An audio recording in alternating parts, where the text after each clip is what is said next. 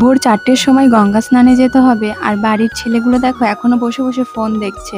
রাত ১:৩০ বাজে, আমরা বাড়ির কাজ গোছাচ্ছি আর ওরা ফোন দেখছে, ওদের কোনো ব্যাপারই না।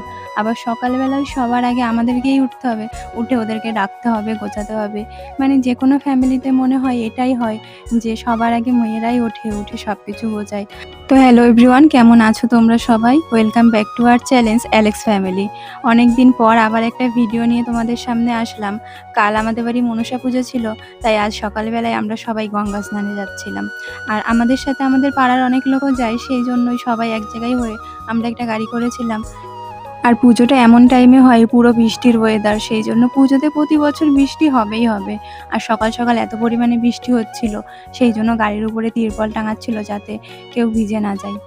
তোমরা দেখতেই পাচ্ছ কত পরিমাণে লোক গেছি আমরা, আর খুবই মজা হচ্ছিল যাওয়ার সময়।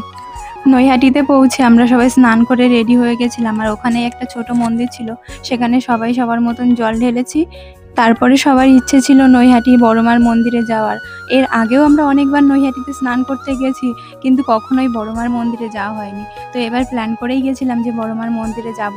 আর কেমন কি ভিড় থাকবে সেটা বুঝতে পারছিলাম না, কিন্তু ওখানে গিয়ে যেটা দেখলাম, এত ভিডিও দেখেছি এত মানুষের ভিড় হয় এত, কিন্তু আমাদের ভাগ্যটা হয়তো সত্যিই ভালো ছিল যে আমরা খুব ফাঁকায় ফাঁকায় খুব সুন্দরভাবে পুজো দিতে পেরেছিলাম।